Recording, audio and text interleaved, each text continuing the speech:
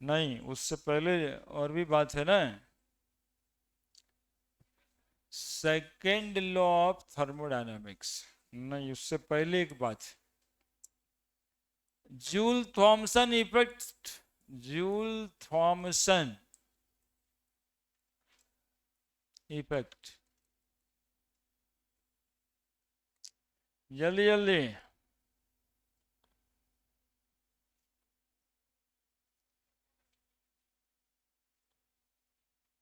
हम्म। नहीं, उसको घर में बनाने के लिए तुम लोग इतना टेंशन में क्यों रहता है?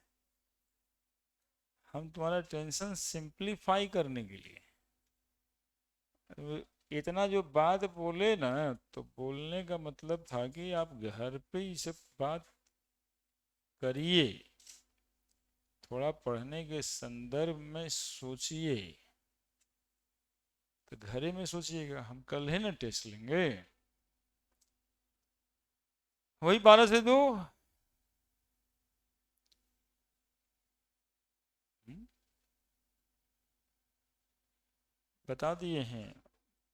और एक सप्ताह पहले से बता रहे हैं, है ना? आप लोग तो प्लानिंग कर रहे हैं कि घर से 12 बजे तो निकल ही जाना टेस्ट देना। लेकिन यहाँ पहुँचेंगे इसकी गारंटी नहीं है। जाना कहाँ है उसके बाद?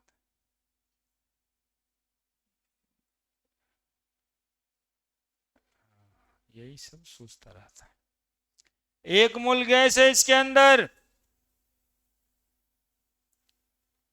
ये दीवार एडियाबैटिक है। हीट जो है बाहर निकल नहीं रहा है, जो प्रैक्टिकली संभव नहीं है ना। Heat insulated. अब ये वही वाला सिलेंडर है, मतलब सिस्टम है। क्या हुआ इसके अंदर? ये दोनों सिस्टम देख के क्या दिखाई दे रहा है? एक्सपेंड कर गया। एक्सपेंड कर गया, हीट तो निकला नहीं, टेम्परेचर डिक्रीज कर जाएगा, है ना। ये तभी संभव है जब सिस्टम का क्या हो, टेम्परेचर। संभव नहीं लग रहा तुम लोग को क्या? 1 मोल गैस है, हीट एक्सचेंज हो नहीं रहा है। हीट एक्सचेंज नहीं हो रहा है। देखना स्पेलिंग। हीट एक्सचेंज नहीं हो रहा है। आनी प्रोसेस एडियाबैटिक है ना। और गैस एक्सपेंड कर गया तो सिस्टम का टेम्परेचर डिक्रीज कर जाएगा। और इसको कहते हैं कि सिस्टम ठंडा हो जाएगा, कूलिंग अकर। टेम्परेचर डिक्रीज करने का क्या मतलब है जी? टेम्परेचर डिक्रीज करने का क्या मतलब है? सिस्टम ठंडा होगा। ये हमने जूल थॉमसन साहब कहते हैं। और देखिए, ये इधर लेके आई, यही कंटेनर है। अब आप कैसे बनाइएगा आप सोच लीजिए। हम तो बना दिए। ये देखिए, बचपन में आप बहुत कबूतर बनाए। ये 1 मोल गैस है, वही गैस, वही कंडीशन। बताइए क्या होगा? करेगा कि नहीं करेगा? 1 मोल गैस है, उसको कूद के एकदम से सटा दिए, तो मॉलिक्यूल तो मोशन में रहता है ना। रेंडोमनेस होती है मॉलिक्यूल में। तो रेंडोमनेस तो आप कर दिए डिक्रीज। ये वैसा ही सिचुएशन है जैसे इसमें 200-400 आदमी भर दे, घुसे घुसेड़ दें तो सब कुछ ठेल दें। ऐसा ही सिचुएशन है। तो रूम का टेम्परेचर क्या होगा? काफी बढ़ जाएगा। तो इस केस में टेम्परेचर क्या करेगा? इंक्रीज करेगा। और इसको कह सकते हैं क्या कर? हीटिंग। हीटिंग अकर्स होगा या नहीं होगा, समझ गए या ऐसी खाली बोल दिया?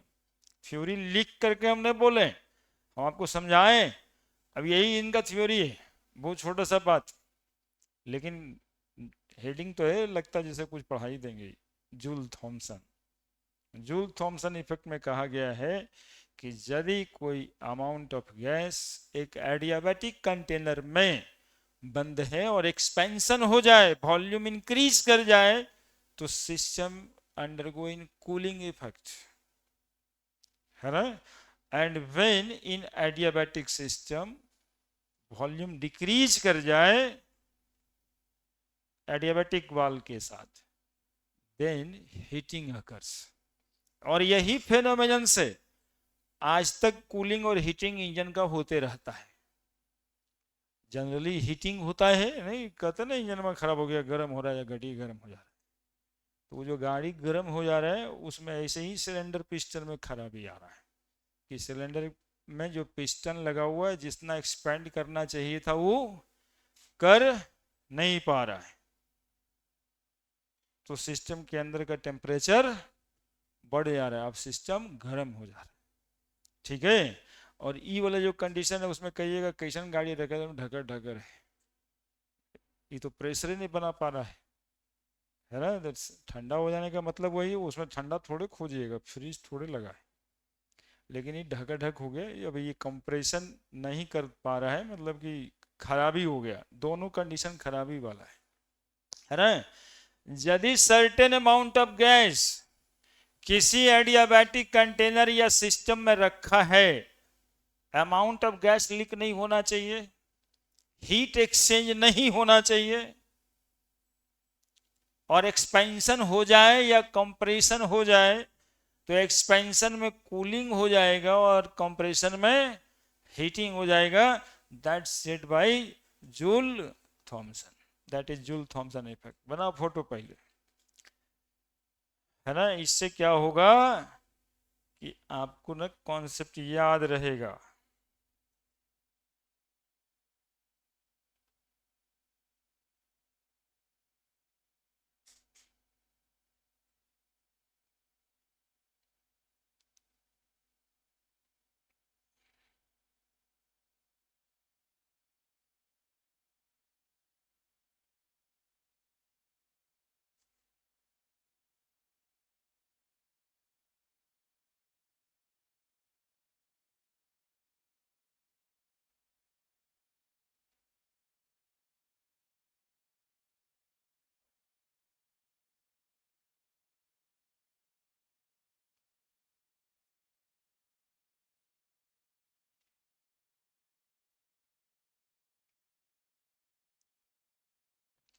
ये कांस्टेंट है, ये फेनोमेनन हुआ है, टेम्परेचर डिक्रीज किया, टेम्परेचर इंक्रीज किया।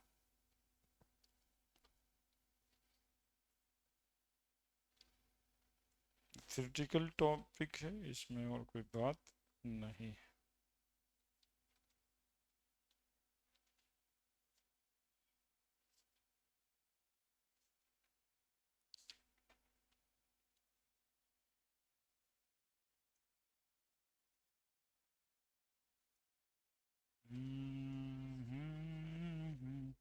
यही कॉन्सेप्ट सीखिए और दिमाग में लाइए ना, पीछे वो कॉन्सेप्ट चलाने लगते हैं। कितना बढ़िया जूल साहब बोले, हीटिंग होगा, कूलिंग होगा, सिस्टम गरम गरम होगा, सिस्टम ठंडा होगा। जूल थॉमसन इफेक्ट, फोटो बनाइए।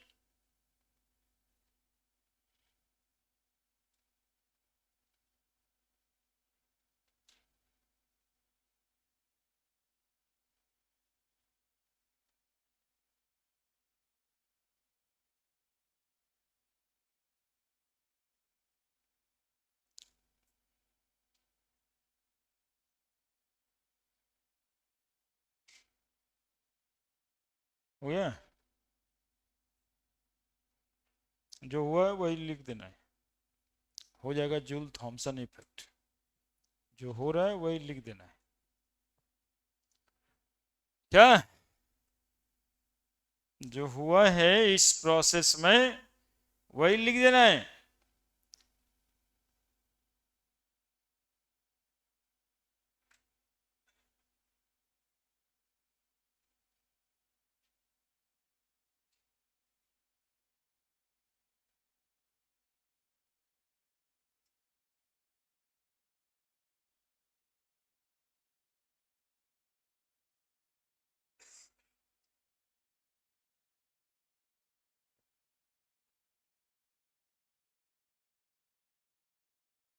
बढ़ाएं, क्या हुआ है जो लिखना है। शुरू करें यहां पे। The phenomenon of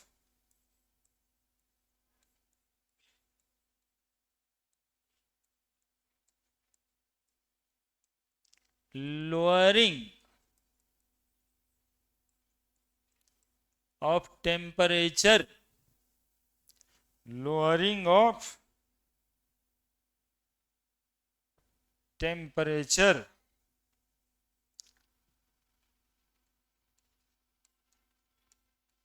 the phenomenon of lowering of temperature when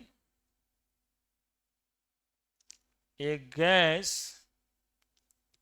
expand, क्या एक्सपेंड हुआ ना, कैसे, expand adiabatically, adiabatically from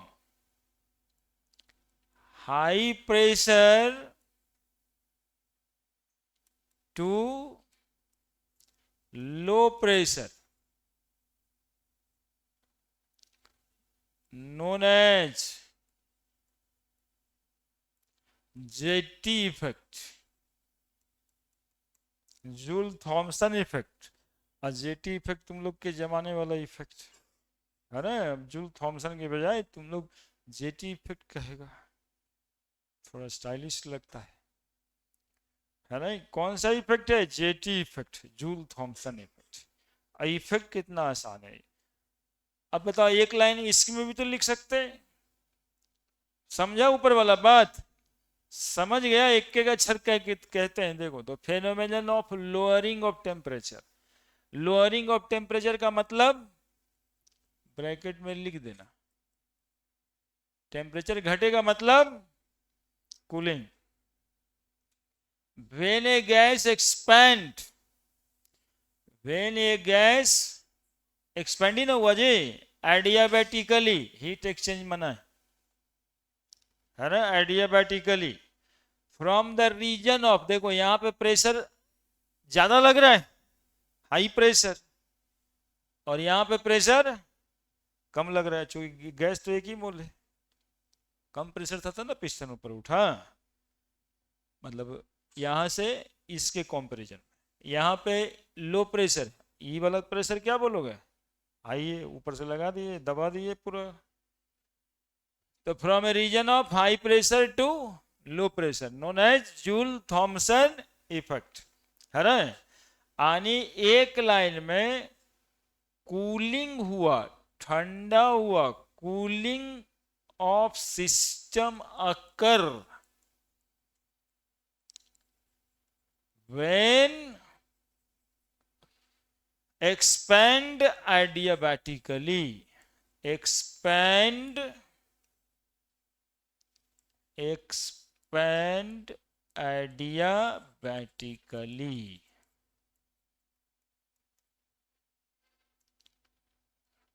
बस इतना सा बात। अब इसी के पैरेलल में वो वाला बात भी लिखाएगा, the phenomenon of increasing of temperature when a gas compressed adiabatically from the region of low pressure, अब बन गया वो, to the region of high pressure है ना, known as Joule Thomson effect. तो दूसरा स्टेटमेंट के रूप में जाएगा वो, इसका फर्स्ट स्टेटमेंट और सेकंड स्टेटमेंट लिख दो, दूसरा स्लाइड में लिखते। लिखना क्या है,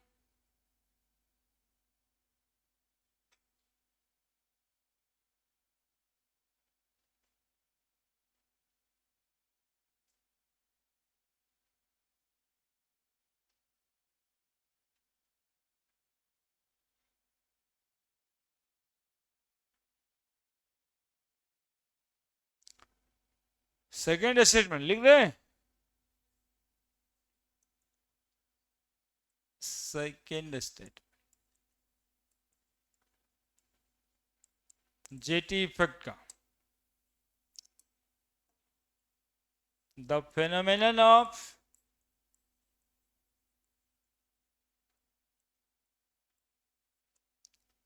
increasing of temperature,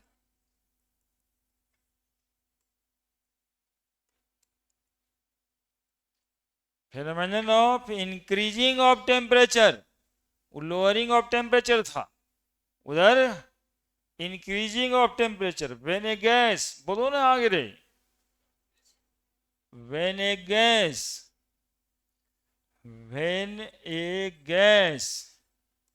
compressed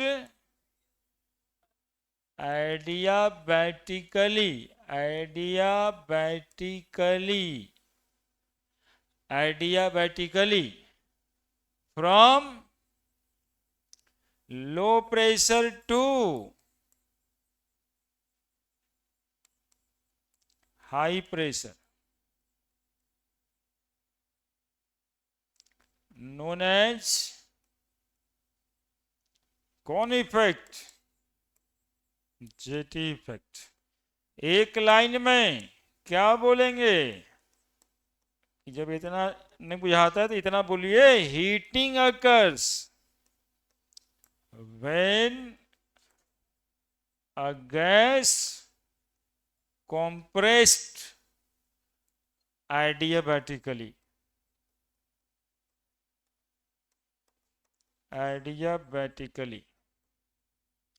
जब एक गैस को कंप्रेस्ड करेंगे, हीट एक्सचेंज होने नहीं देंगे, तो सिस्टम गर्म हो जाएगा। और ये एकदम समझना आसान है जी। हमारे कोचिंग में एक सिस्टम था ना, दीवार बनाए हैं ना, जगह जगह पे शीशा लगाए हैं ना, हीट एक्सचेंज नहीं होने देंगे। मान लो इसी को एडियाबैटिक दीवार है, हीट एक्सचेंज नहीं हो रहा है, और बच्चा बच्चा बच्चा 200 बच्चा आ गया। आप बताइए कि तुरंत कहिएगा ना आप, खिड़की खोले सर एकदम सफोकेट हो गए, कि क्या हो क्या रहा था? जितना हीट एनर्जी इधर बढ़ रहा था, यदि निकलने का रहता तो काय का टेम्परेचर बढ़ता? तो हीट निकलना तो बंद कर दिए, कम कर दिए। वो यही कह रहा है आइडियली कि नहीं निकल रहा है हीट, तो इस रूम का टेम्परेचर बढ़ जाएगा, ठीक है, इंक्रीज हो जाएगा। और वो होता ही है ना। तुम लोग जाता है 12th वाला आएगा, वैसे वो खिड़की खोल देता है, पंखा चला दे जैसा, आने की सिस्टम गर्म हो गया था। नहीं, इसी को सिनेमा वाला इस्तेमाल करता है कि हम आएंगे तो गर्मी बढ़ जाएगा, गर्मी बढ़ेगा। हाँ, हीरो हीरो कह रहा था वो सिनेमा में, है ना, कि हम आएंगे तो गर्मी बढ़ जाएगी। यही गर्मी बढ़ने का बात है, ऐसे ही बढ़ता है गर्मी, कि वो आएगा तो भीड़ आएगा, और भीड़ आएगा तो गर्मी बढ़ जाएगा। चलिए बढ़े आगे।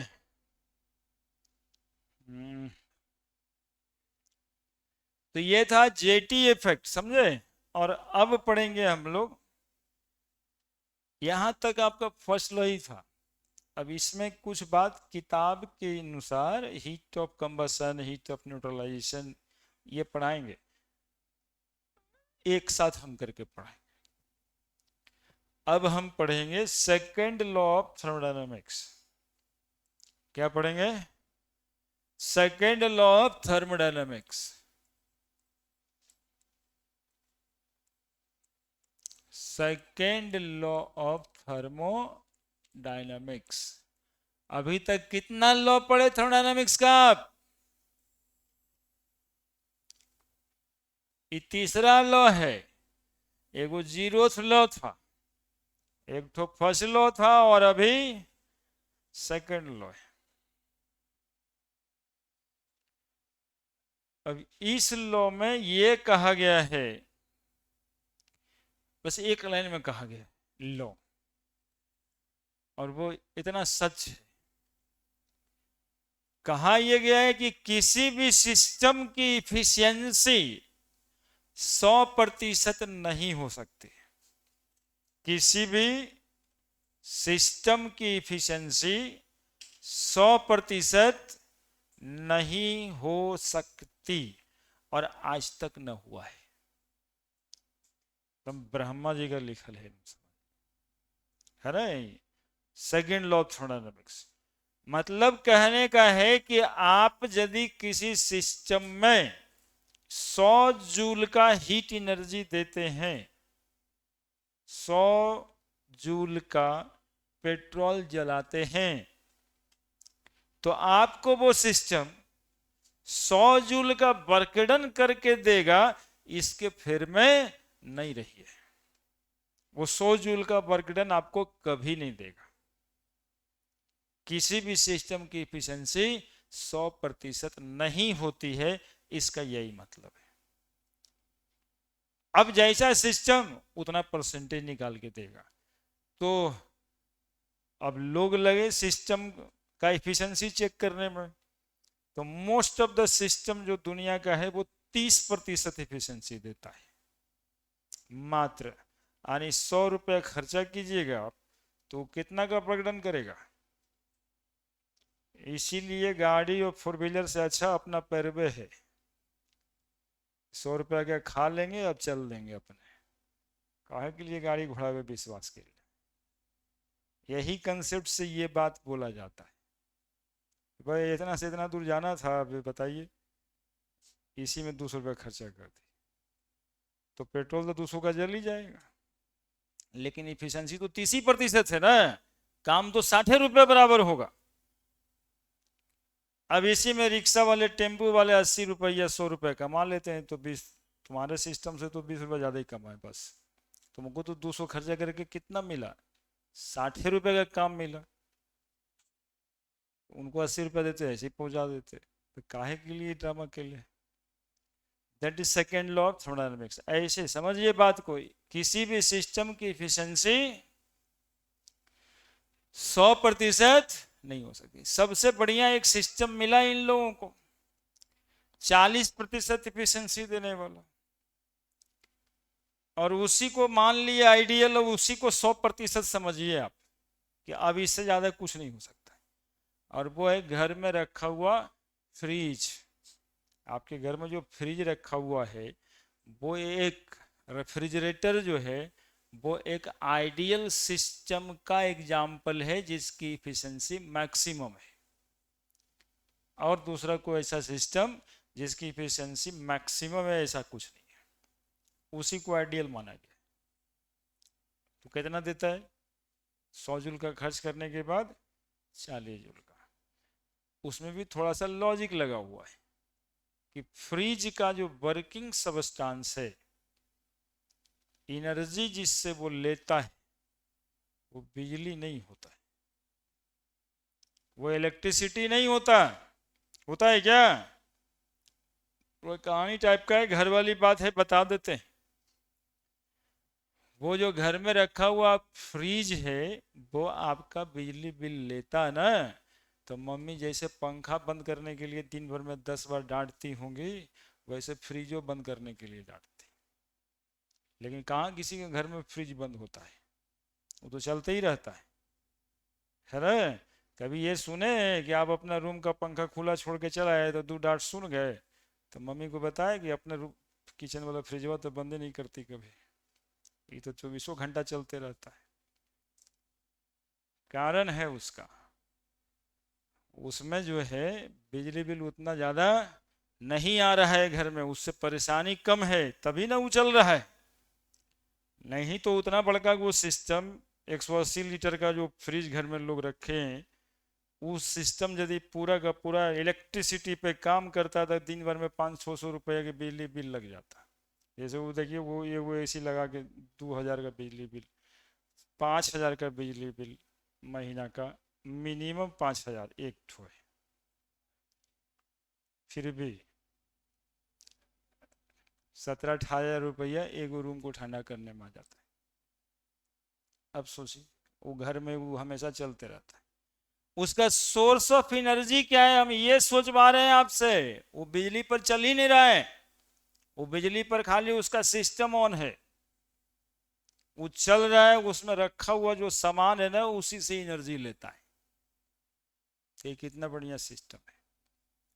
उसमें आपने दूध रखा 25 डिग्री सेंटीग्रेड पे, 25 डिग्री सेंटीग्रेड पे दूध रखे आप, और वो निकालेंगे आप 5 डिग्री सेंटीग्रेड पे, 10 डिग्री सेंटीग्रेड पे। तो जो डिक्रीज इन टेम्परेचर है वो 25 डिग्री में माइनस 298 केल्विन माइनस 200, कितना केल्विन होगा जी? और चेंज है तो बराबर ना होगा, केल्विन में चाहे डिग्री में घटा दें। कितना बताए थे? 25 डिग्री माइनस 5 डिग्री, तो कितना बजा? 20 डिग्री टेम्परेचर घटा, और 20 डिग्री टेम्परेचर बदल गया हीट एनर्जी में, Q बराबर मस्त वाले फॉर्मूला से, है ना।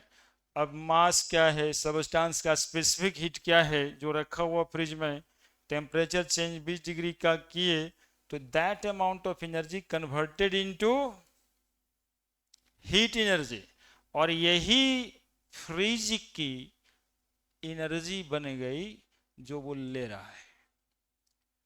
तो बिजली बिल आपको कम आ रहा है, वो हो गया मोस्ट इफिशिएंट सिस्टम। ठीक है, क्योंकि जो सामान रखे उसी को ठंडा कर रहा है, उसका काम ही ठंडा कर रहा है, तो ठंडा किया तो बाकी का एनर्जी गया कहाँ? तो उससे चल रहा है वो, इसीलिए 24 घंटा चालू है। आप गलत समझ रहे थे कि रोटी और सब्जी खराब नहीं हो, सब्जी कितना खराब होगा? 500 रुपये से बेसी का सब्जी खाइएगा क्या? होटल से आ जाएगा। यदि वो 500 रुपये का रोज खर्चा करने लगता, 100 रुपये का खर्चा कर देता तो आदमी परहेज कर देता, है ना, कि बिजली बिल बहुत ज़्यादा खर्च है, तो बर्बादे हो जाए ज़्यादा अच्छा है। 10-20 रुपये एक सब्जी बर्बाद होगा तो बर्बादे से। समझ में आया क्या बोले? रेफ्रिजरेटर का वर्किंग सबस्टांस कौन? उसमें रखा हुआ सामान, न कि इलेक्ट्रिक एनर्जी।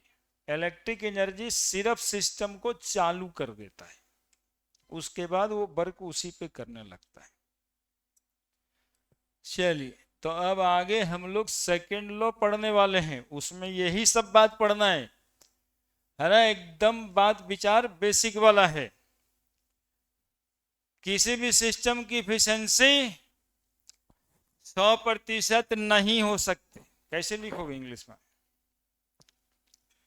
बताओ, वैसे लिख देते हैं हम, हमको लंदन से पढ़ के आए हैं, वैसे नहीं लिखते। बताओ, efficiency of a system, efficiency of a system can't be 100%, यानी कि it is impossible, it is impossible to convert, it is impossible to convert complete heat energy, complete heat energy into mechanical work done, mechanical work done by any process, by any mean, कोई साधन वैसा उपलब्ध नहीं है।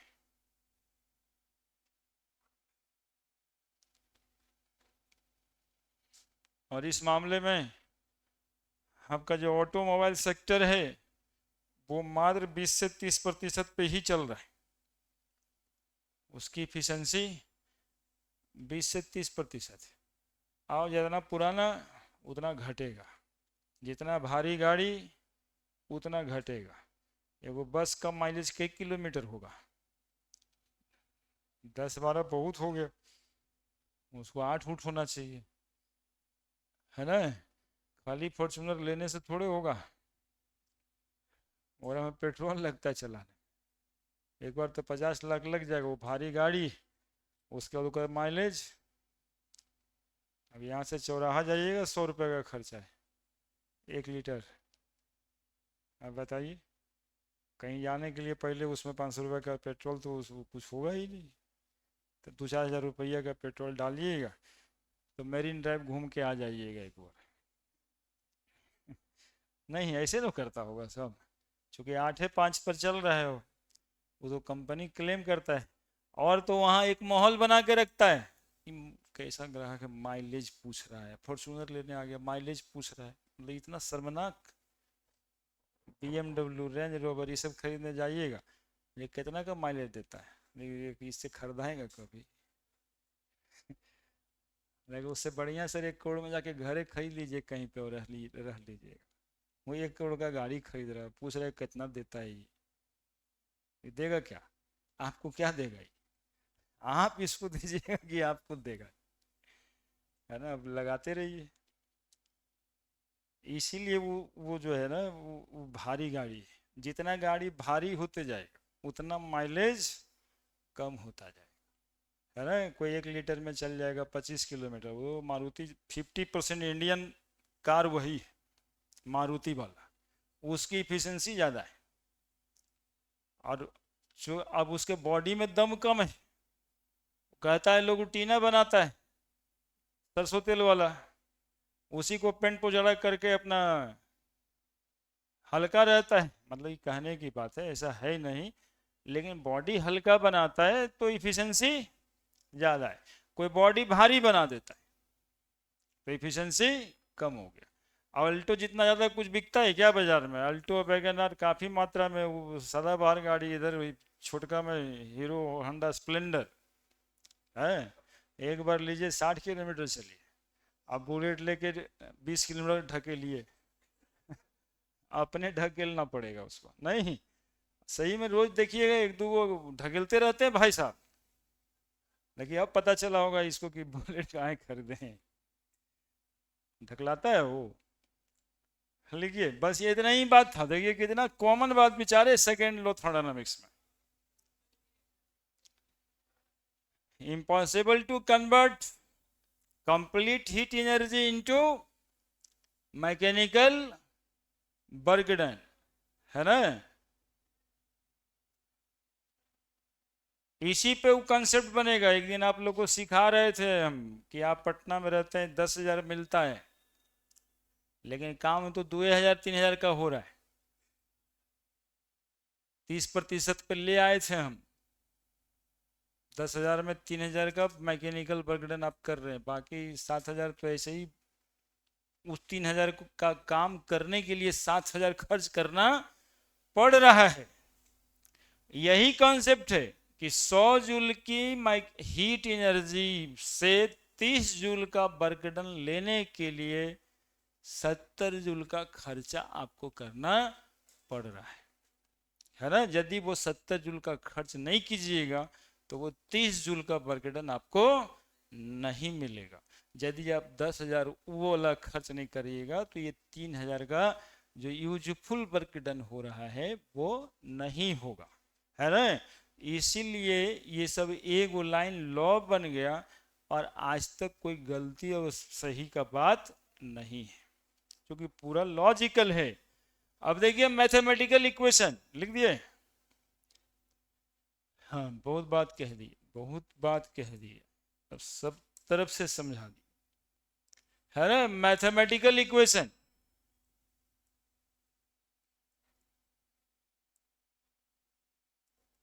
of second law of thermodynamics, second law of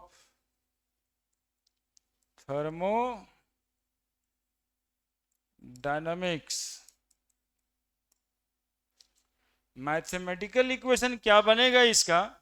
efficiency का symbol है बाबू, ये ईटा बोलते हैं, ईटा लिख देंगे, ईटा बोलते EEE, ठीक है। Useful work done by input,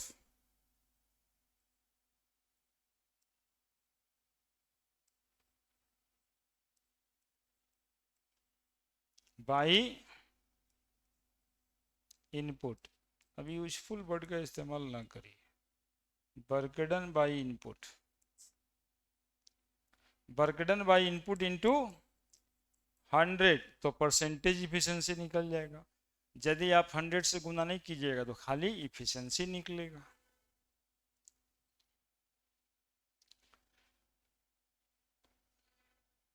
क्या समझ गए? अरे यूजफुल वर्क डन लिख भी दिए थे, कोई दिक्कत थोड़े है, उसको काटने की जरूरत नहीं है। अब आपको एक टेंशन अभी से हो जाएगा अब यूजफुल वर्क डन क्या होता है, इसलिए उसको गौन किया। जो वर्क डन होता है एक्चुअली में उसी को यूजफुल वर्क डन है ना।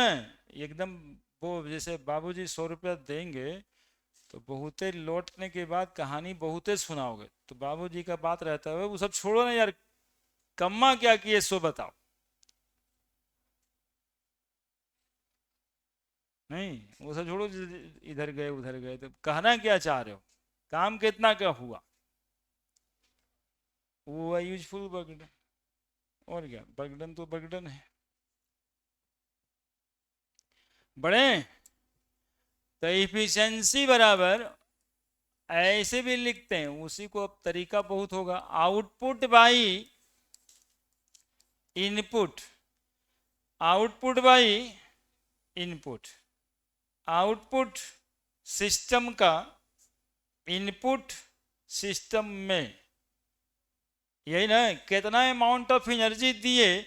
अब कोई आप इनपुट 100 जूल का किया और मैकेनिकल बर्गडन 30 जूल का हुआ, तो परसेंटेज इफिशिएंसी पूछता है, तो कितना प्रतिशत हुआ।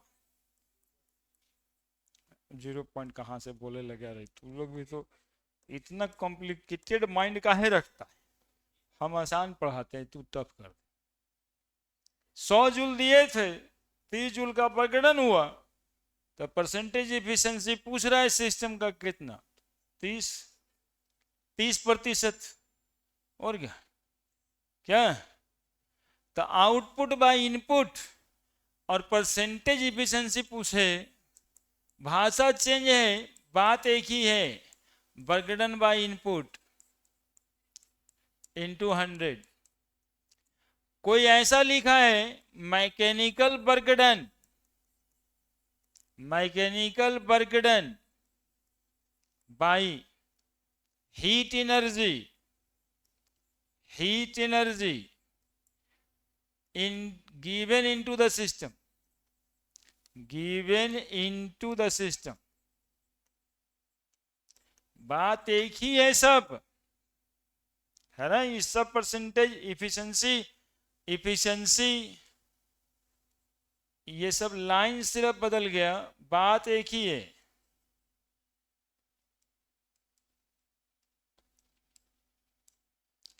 है ना। इसको बोलते हैं ईटा, ETTA। अब समझा ही नहीं होगा, समझ समझ के बोर हो गया होगा। Second law of thermodynamics, second law of thermodynamics, efficiency of a engine cannot be 100%। आपके पास कोई वैसा सिस्टम नहीं है जिससे कि आप कंप्लीट हीट एनर्जी को मैकेनिकल प्रकटन में कन्वर्ट कर दीजिएगा।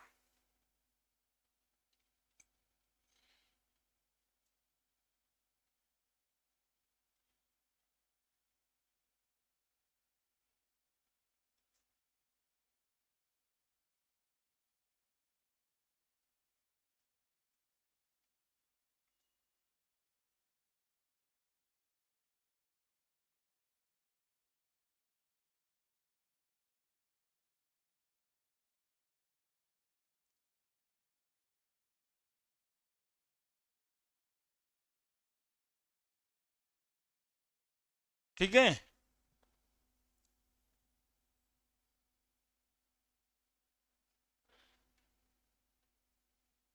अलग अलग जगह पे अलग अलग चलेगा। ठीक है, टेम्परेचरों से फॉर्मूला बनता है, बनाएंगे, लेकिन समझना इतना ही है। बड़े बढ़े। अब इसका example, second law of thermodynamics का एग्जाम्पल देखो, एक नाम है कार्नोट साइकिल। कार्नोट साइकिल, यही वो रेफ्रिजरेटर वाला सिस्टम है जिसपे सेकेंड लॉ ऑफ थर्मोडायनामिक्स को प्रूव किया गया है ना, कार्नोट साइकिल। इसी पे सेकेंड लॉ ऑफ थर्मोडायनामिक्स को मैथमेटिकली प्रूव किया गया है कि इफिशिएंसी 100% नहीं हो सकती। देखिएगा आप कैसे। मान लीजिए ये एक सिस्टम है, रेफ्रिजरेटर वाला सिस्टम, ठीक है।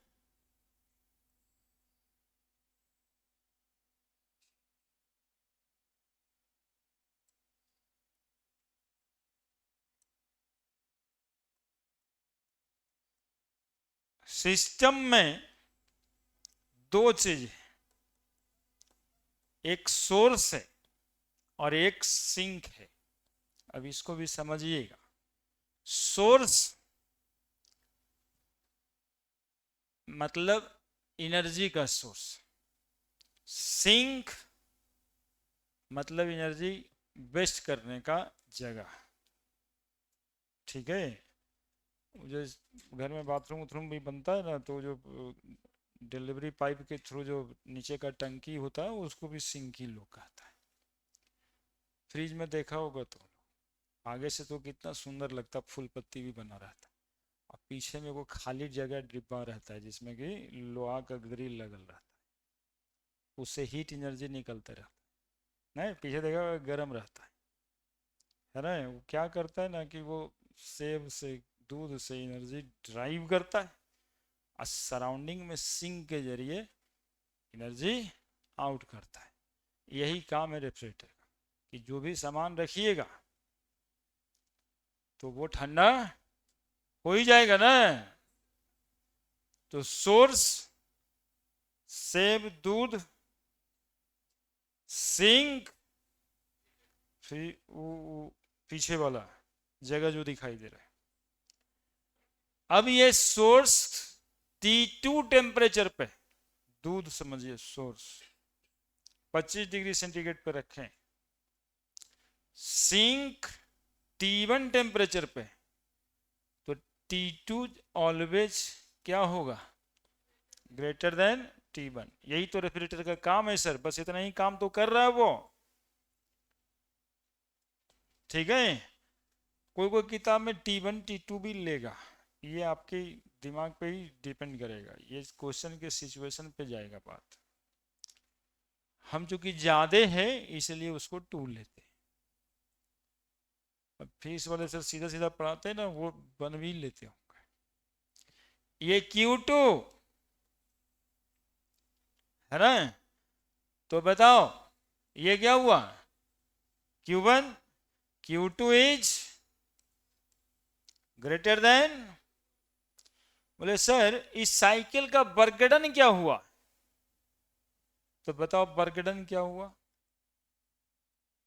इस सिस्टम का वर्कडन क्या हुआ।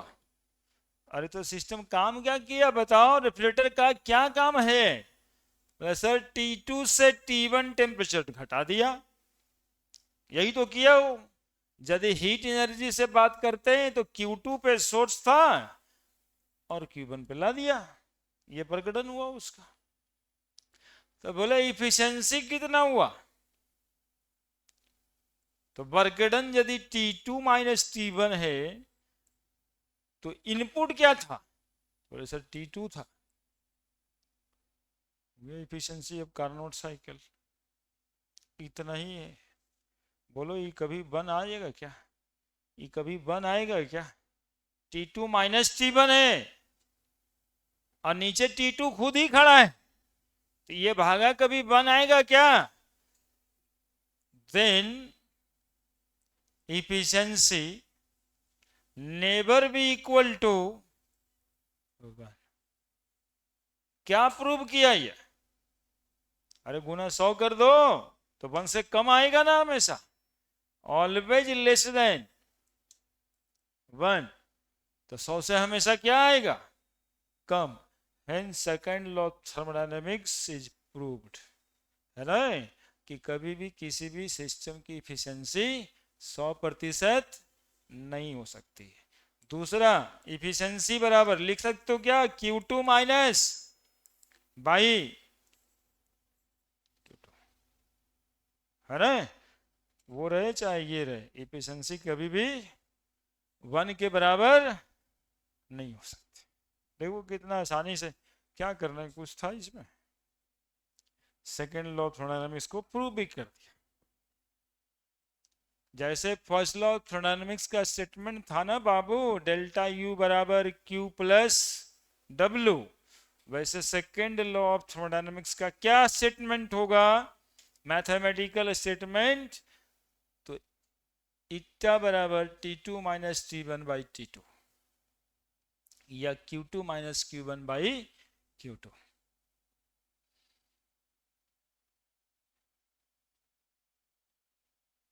क्या कोई दिक्कत है, रेफ्रिजरेटर का वर्गीकरण बताए हैं T2 माइनस T1।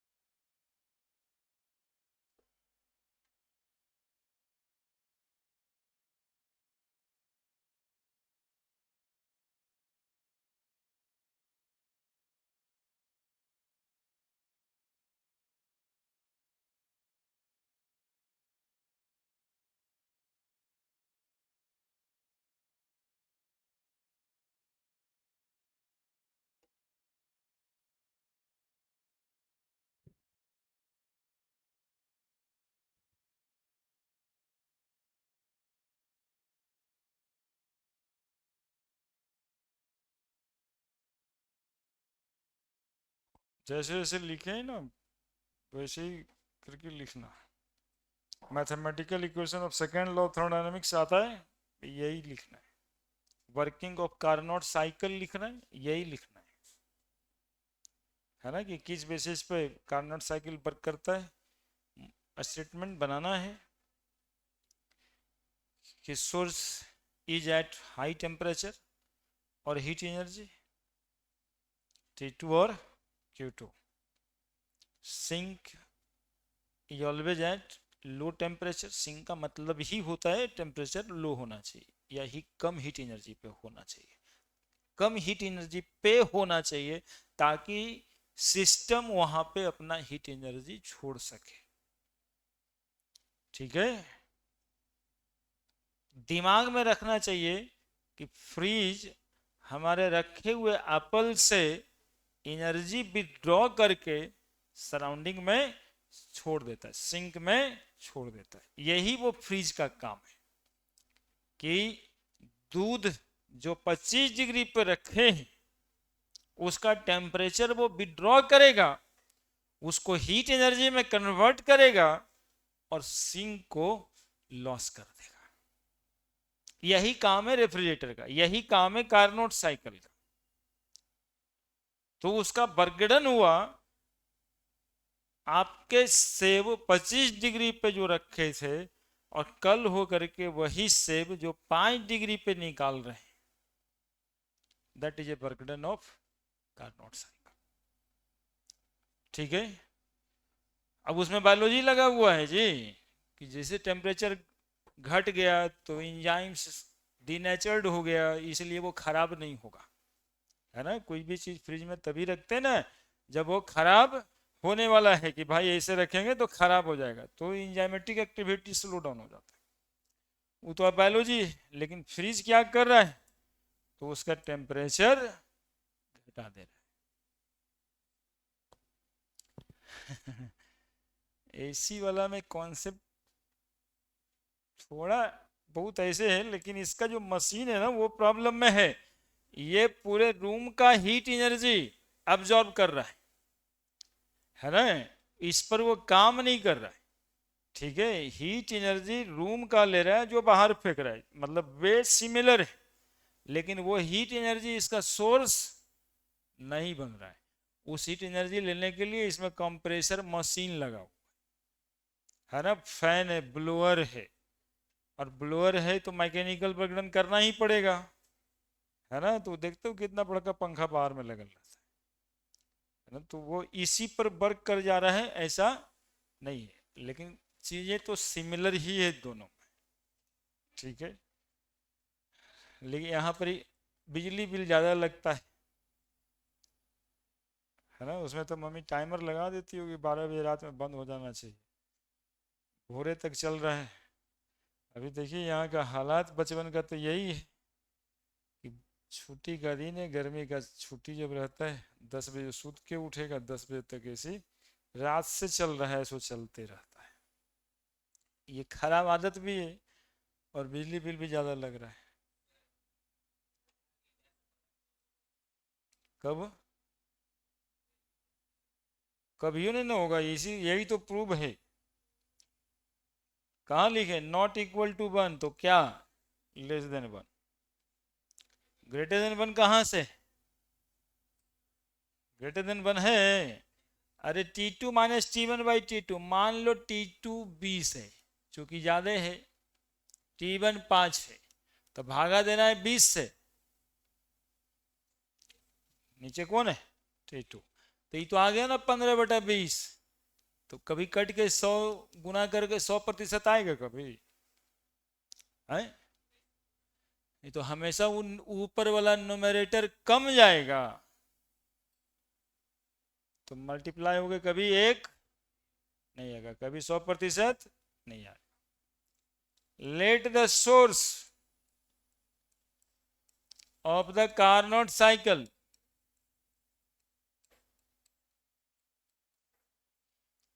है ना, let the source of the Carnot cycle at heat energy,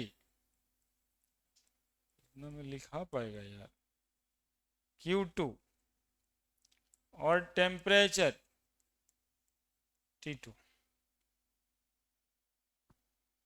कम में लिखते हैं, and sink at the low heat energy Q1 और टेम्परेचर T1, ठीक है। The work done by the Carnot cycle is Q2 minus Q1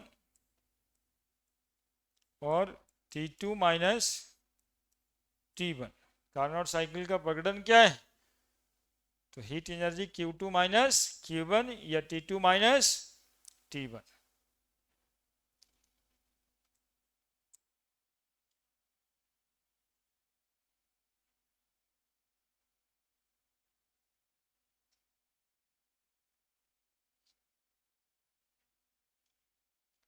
अरे वो भागा कभी एक आएगा जी, सब समझ गया ना कि वैसे ही लिख दिया हम कहे तब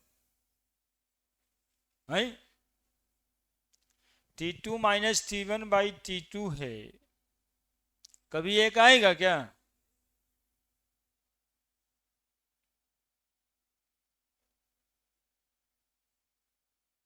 कह रहा है कि अब सर कहे नहीं आएगा तो नहीं आएगा, हम क्या करें? ऐसा है क्या? अरे को भागा देख के देखो ना, Q2 मान लो 200 जूल, Q1 कम होगा, चूंकि देखो यहाँ कंडीशन लगा है high heat energy low heat energy, तो ये कम होगा, कोई मान लो 50 जूल कम है, लेकिन इसको भागा किससे देना है हमको? जो बड़ा वाला क्वांटिटी है उसी से। तो बताओ ये भागा कभी एक आने वाला है क्या? चाहे भले वो 1 के जूल घटे, 10 ही जूल घटे, लेकिन वो भागा कभी एक आने वाला है क्या? तो मैथ में जितना ही सही है उतना वो सही है स्टेटमेंट। नहीं तो मैथ में भले उसको 200 माइनस 50 जूल बराबर 250 लिखो तब तो ठीक है। 200 माइनस 50 बराबर, वो अभी 250 बोल देता, बोल दिया पहले। लिख दो जल्दी से।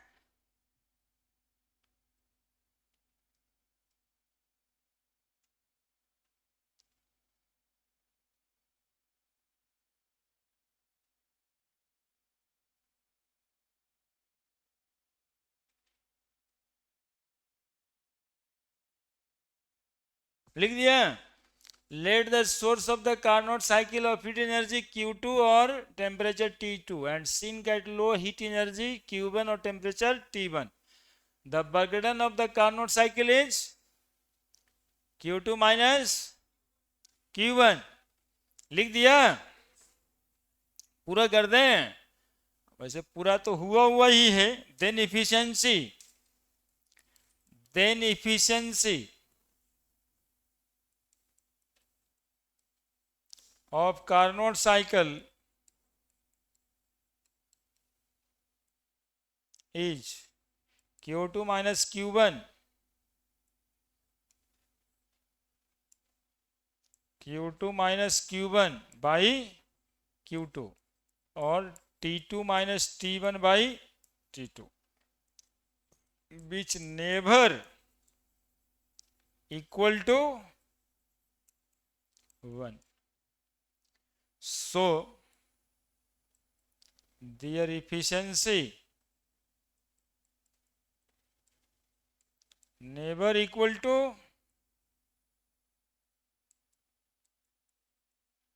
100%। पूरा लिखवा दिया, तो समझना चाहिए।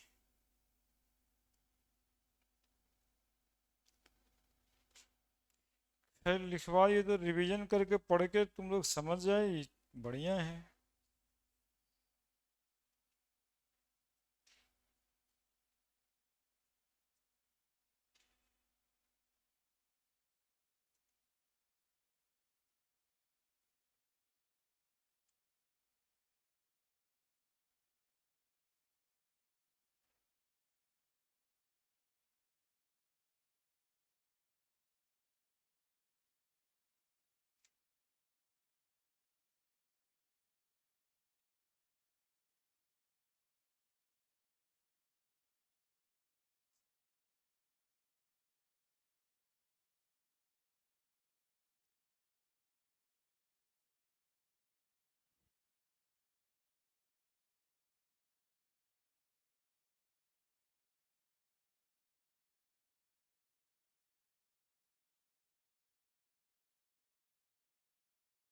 देख question,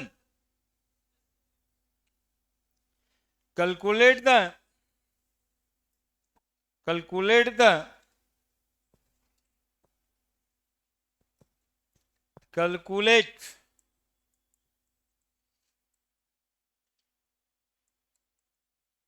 the maximum efficiency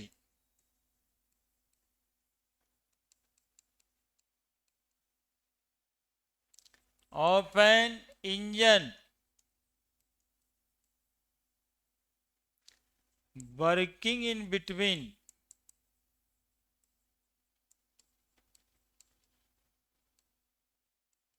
100 degree centigrade to 25 degree centigrade.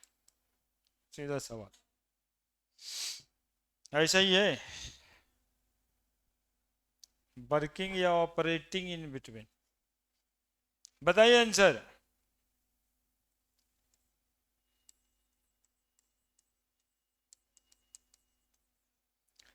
Operating या वर्किंग इन बिटवीन।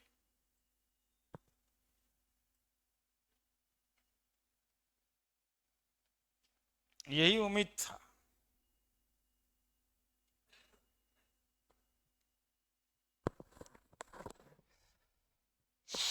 टेम्परेचर हमेशा केल्विन में लगाना चाहिए। डिग्री सेंटीग्रेड में खाली चेंज बराबर होता है ना। केल्विन में बदल दीजिए, बाकी जो किए वही कीजिए, केल्विन में बदल के जो किए ना वही कीजिए।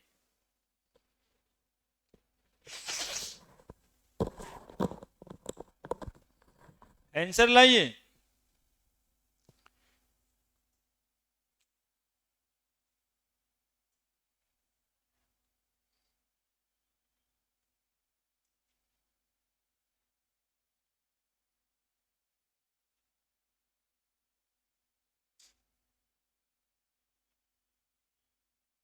कितना आ रहा है?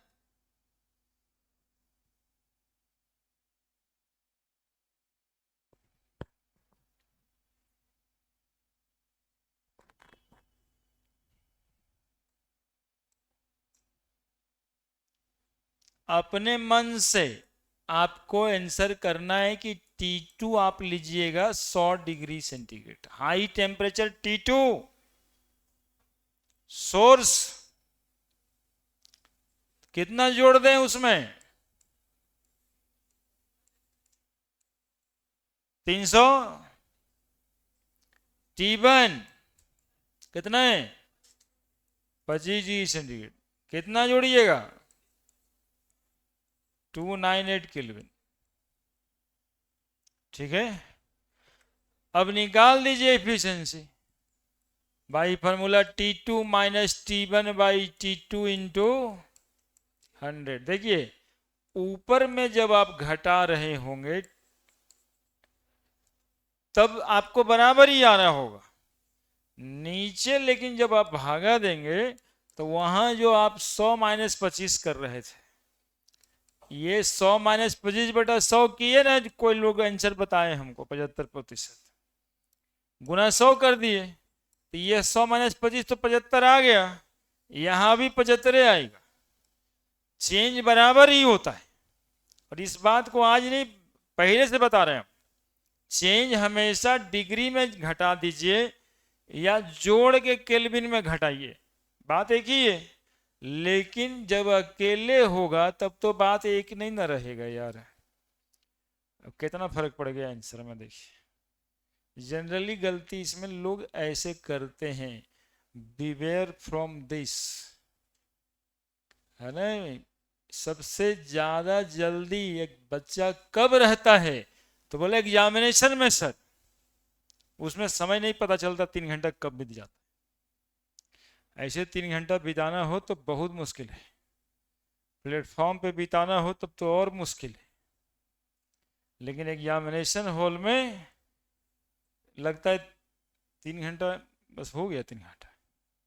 इसलिए में उसी जल्दी में ये घटना होता है ना, T2 minus T1 by T2 100 minus, और ये घटना नहीं हो तभी आप जो है किसी के इलाज में काम आ सकते हैं, हिंदुस्तान के कंस्ट्रक्शन में काम आ सकते हैं इंजीनियर बन के, और यदि मेडिकल वाले क्षेत्र में डॉक्टर बन के काम आ सकते हैं, इसी सावधानी को करके भागा। आने के बाद ये भी एक समस्या है ना, कि आने के बाद गलती कितना करते हैं, नहीं करते हैं। भविष्य में आप कंस्ट्रक्शन कर सकते हैं, और नहीं तो यहाँ बिहार है 6 बार एक ही पुल वह गिर जाता है ना? एक ही पुल 2-3 बार 4 बार गिरा है। यहाँ एक वो पुल के बनाने में नहीं, जो आदमी मरम्मत करता है वो हो जाता है अरबपति, बनाता नहीं है। जो मरम्मत का टेंडर लेता है वो अरबपति, जो पुल बनाने के टेंडर लेता होगा वो कितना पति होता होगा। 3 बार एक ही पुल वह गिरा दिया, बताइए हिम्मत देखिए, नहीं हिम्मत देखिए। सर्टिफाइड इंजीनियर सब।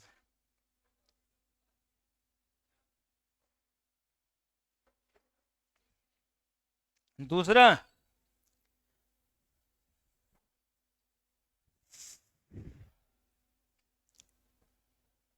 गलती उतना ही करता होगा ना यार, 100 माइनस 25/100, नहीं गलती होगा तो क्या होगा, वो और ज्यादा तेज रहा तब क्या होगा। बोले 100 - 75 तो ठीक है, लेकिन बटा 373 करेंगे, है ना। तो बस एक लाइन हो गया। दूसरा भी सब सवाल है, लिखिए हीट सप्लाइड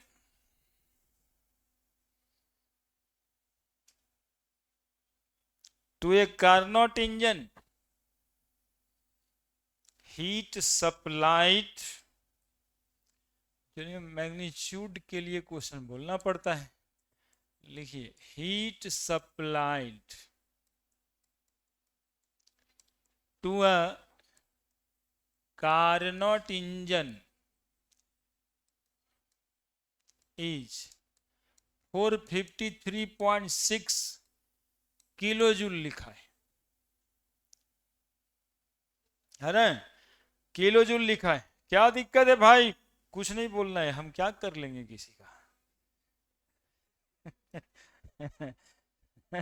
हम कुछ कर पाएंगे, अरे राम इसमें तो कुछ कर पाएंगे, है ना, ये सब नहीं करिए, थोड़ा आगे ही बैठ जाइए, हमारे नजदीक अट्रैक्शन में रहिएगा। How much useful work can be done, how much useful work can be done if engine operating होगा, अपने से बना देना था, if engine operating, if this engine operating in between 10 degree centigrade to 100 degree centigrade, बताइए वो एक ideal system Carnot को माना और सारे सिस्टम की इफिशिएंसी निकलवा रहा है, ऐसा जरूरी नहीं है। वो कह देगा कि एक इंजन है, मान लिए कि कार्नोट इंजन जैसा है, बस हो गया बात। और सब इंजन के क्वेश्चन में इफिशिएंसी वही लगेगा।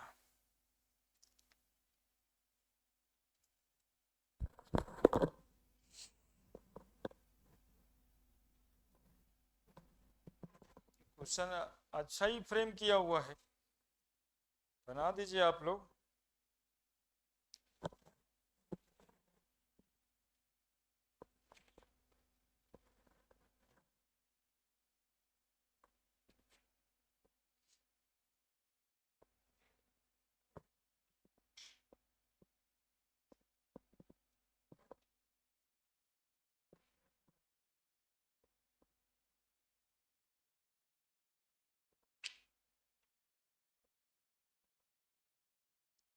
कल टेस्ट में आप लोग का इंतजार हम जरूर करेंगे।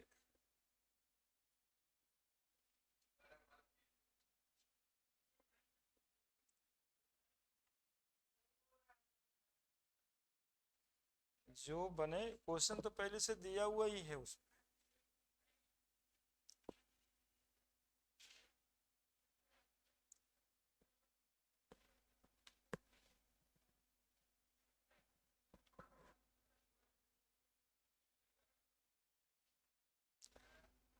प्लान बना के नहीं आने वाला प्लान नहीं बनाई, आके परीक्षा देने वाला प्लान बनाई,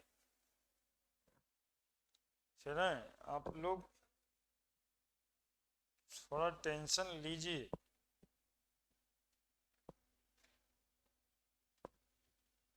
देखिए ये सवाल बनता है क्या आपसे, थोड़ा डेल्टा जी से,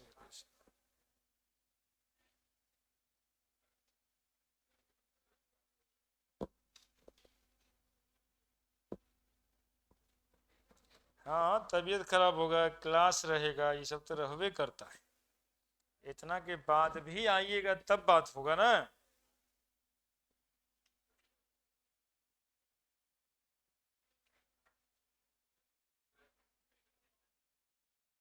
हम्म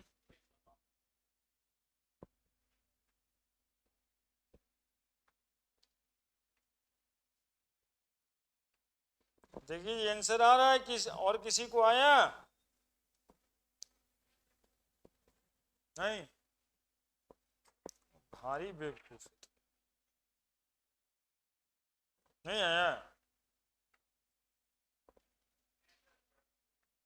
अब देखिए ये है असली स्टूडेंट, हम सबसे पूछ रहे हो, वो हम ही से पूछ रहे हैं। आंसर बताइए, बता दीजिए, आप आंसर बताइए। 109.44।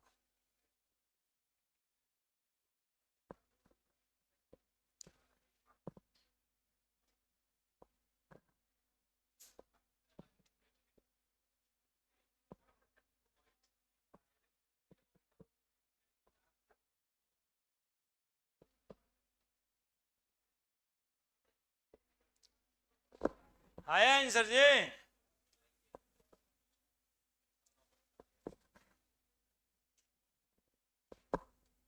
अब 1 मिनट समय भी देते हैं, स्टार्ट कर देते हैं इसको भी। 1 मिनट दिए तुमको, हो गया? मिनट लेने के लिए कोई तैयार? लास्ट वाला है 1 मिनट, आंसर बताइए। 109। अभी किसी को कुछ ज्यादा आया था या कम आया था? सही करो।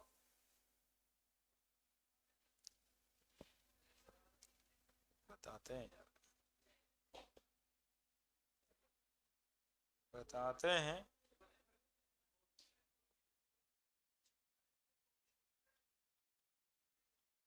बना दिया? आंसर बता दें, बता देते हैं। नहीं, जीरो क्यों आएगा? आंसर है 457.92 किलो जूल।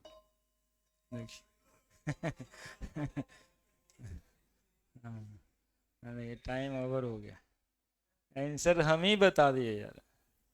तुम लोग काहे ऐसे किए? कोई कुछ नहीं बताए। हमको लगता है ठीक बता रहे हैं। वो 101 क्या है, किलो जूल नहीं होगा, वो किलो कैलोरी होगा। तो 4.2 से गुना करिए ना, जूले में ना आंसर दीजिएगा। आंसर तो जूल में रहता है। 457.92 जूल। देखिए आंसर कैसे बनेगा। फिर से लग गया ही, काट देना था ना। देखिए, heat supply to Carnot engine, heat supply किया है क्यू कितना? 453.6 किलो कैलोरी। तो एक कैलोरी में कितना जूल? 4.2 जूल। यानी इस किलो जूल को, किलो कैलोरी को जूल में कन्वर्ट करना होगा, तो हम लोग गुना कर लेंगे सिंपल 453.6 इंटू 4.2 से, तो इतना किलो जूल भी हो जाएगा। ऑपरेट कितना में इंजन हो रहा है? तो T2 100 डिग्री सेंटीग्रेड लिखा है ना जी, तो 300,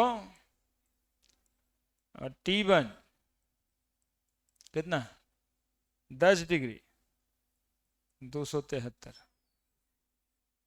283 है ना। अब हम लोग दो फॉर्मूला पढ़े थे इफिशिएंसी का, इफिशिएंसी का दो फॉर्मूला पढ़े थे जी। n बराबर, एक तो पढ़े T2 minus T1 by T2, और एक फॉर्मूला पढ़े W by work done by input energy, W by Q, है ना। Work is done by input energy, पढ़े थे ना, शुरुआत तो ये यहीं से किए थे। अब हीट एनर्जी चूंकि दिया है और वर्क पूछता है, तो ये दोनों को हम लोग बराबर कर लेंगे, है ना। तो T2 माइनस T1 कितना आ रहा है, लिख देना बेजे, बाई 373 बराबर work done by Q 453.6 into 4.2 work done बराबर 90 गुना 453.6 इंटू 4.2 बटा कितना 373 गुना भागा कर रहे हैं तो कितना आ रहा है 459 और कुछ 0.48 किलो जूल में, चूंकि किलो जूल में ही ये क्यू लिए थे, किलो जूल में आंसर। यही तो था आपका सेकेंड लॉ ऑफ थर्मोडायनामिक्स, है ना। कल मिलते हैं फिर।